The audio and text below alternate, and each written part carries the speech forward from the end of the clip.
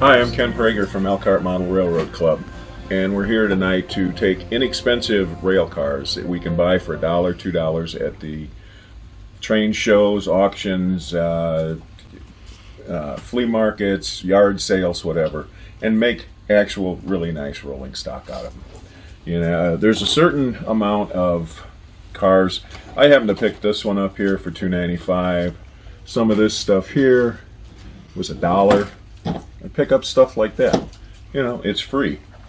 And what I'm going to do is make an inexpensive train out of inexpensive cars.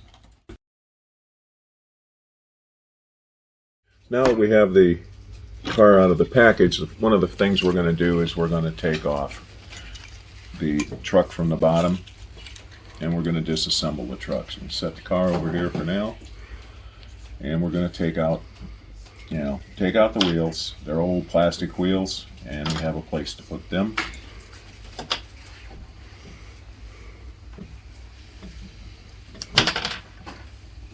And the next thing is we're going to cut the coupler off. We don't need the horn and hook, and there's no other way. We're going to body mount the couplers. And so we'll do this, and then we'll nip this a little bit. And sometimes parts fly all over. So once we've done that, what I'll end up doing is I cut off the bolster pin.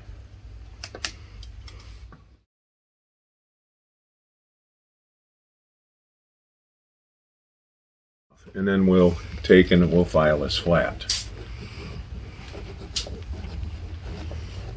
Because we're going to put this truck and rebuild this truck and put it back on the car.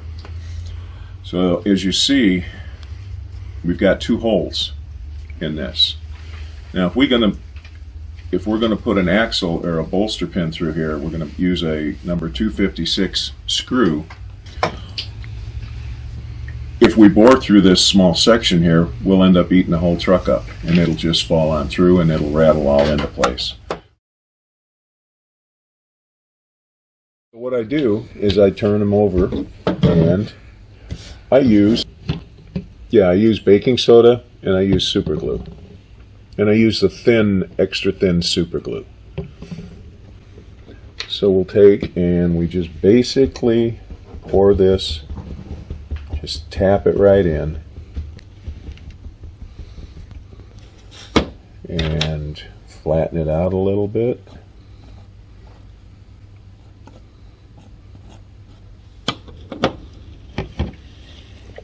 And a couple of drops. And then it's basically the smoke rises and it sets that quick.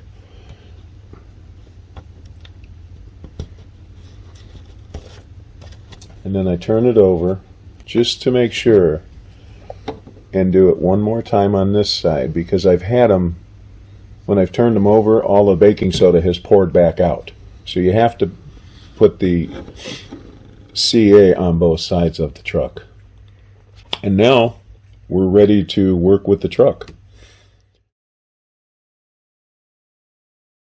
I will take and locate where I want this center with the smaller drill. I'll run it through just so I have a center location.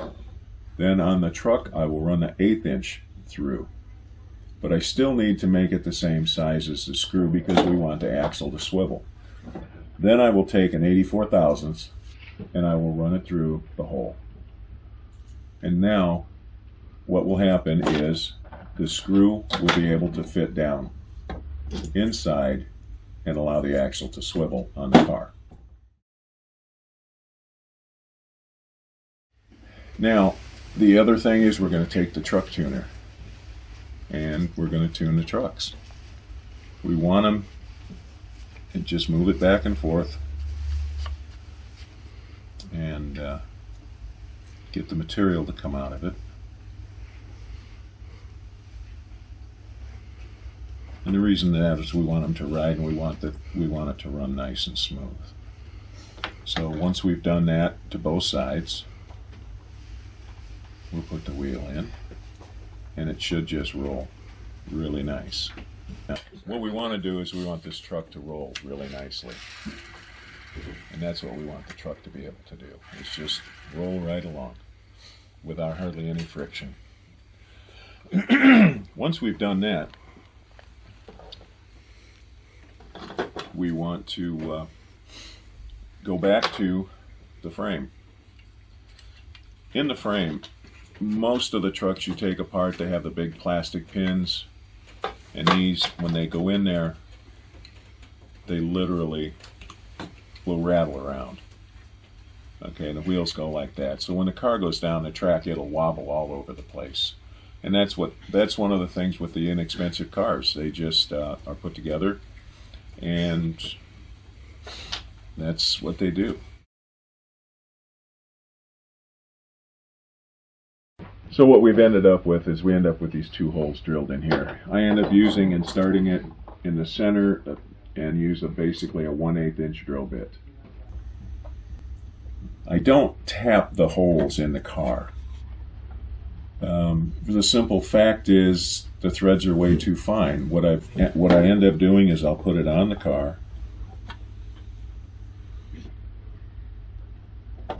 and I just will screw it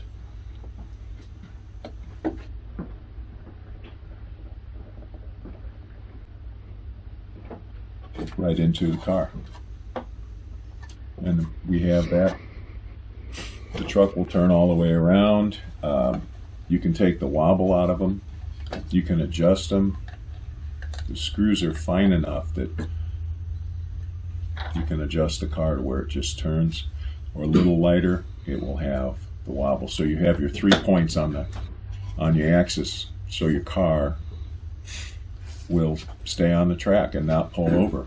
A lot of times you have the cars, when they will be going around a corner, you'll notice that they'll start tilting.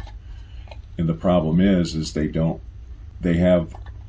very loose on the trucks. They're not tight, and they will not have one tight. They will have them both real wobbly, and they just have a tendency to fall right over.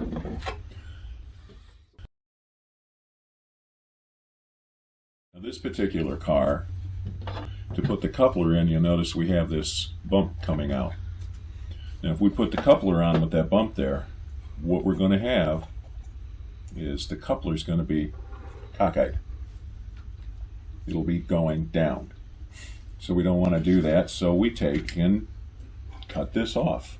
So we have to cut that off. So I'll take the X-Acto knife and I'll cut this off. Taking care not to cut into the whole body and actually make a real problem. So once again, I've cut that off. Now the coupler will lay flat. I will locate the hole for the coupler.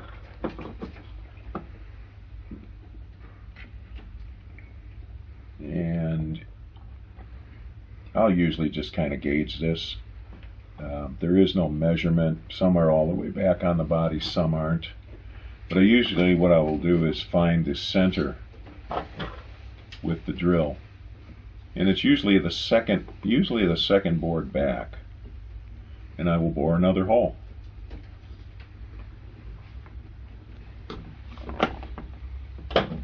And then I take another screw that we have, and I'll put it back into the coupler. Put it in the coupler box. Place the coupler.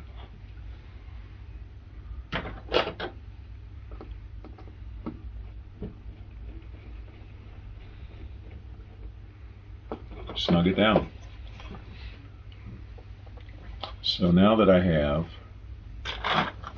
the coupler, the truck,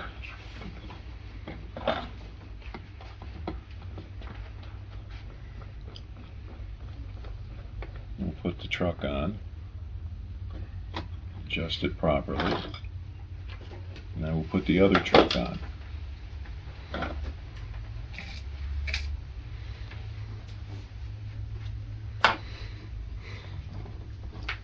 Because the next thing we want to do is make sure we have our coupler height.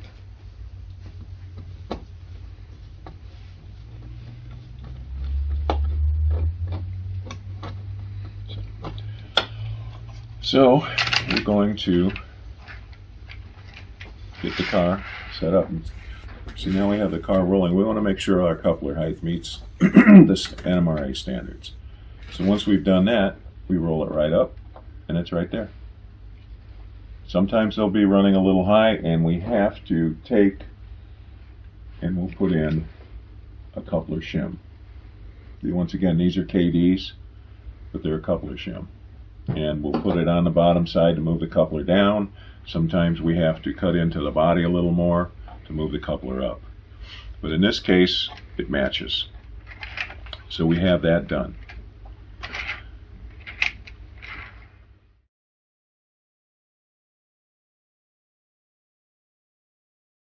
Now what we have is we're going to weigh the car. And so we will go with our pounds and ounces and take all the combinations and everything that's going to be going. What we've come out with right now is 2.8 ounces. And I happen to use the car weights and just get them by a bulk in their double stick tape, and they come in 1/4 ounce increments. Automotive. They're automotive weights. The NMRA formula is 1 ounce for the car and then a half ounce for every inch. And this is a 40-foot car. So we're going to go with our inches. So now we're up to 3.8. And we want to bring it right up to 4.2 approximately, as close as we can. So now we have 4.1. So take it back off the scale, and we want to get it as evenly distributed across the car. So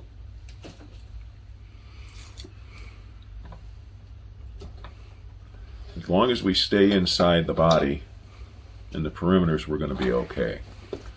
So we'll put the 2 ounce or the half ounce, these two weights,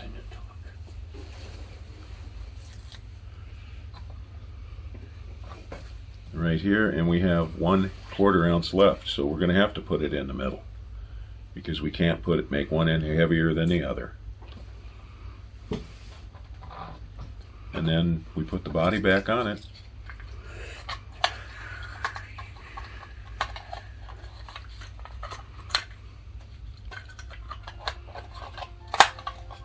We'll put it back over, and we're at 4 ounces. So now we have the car weighed. And this is how we end up with an inexpensive, good-looking car that you'll be proud to display on your layout. I'm Ken Prager, and this is from the Elkhart Model Railroad Club, and have a nice evening.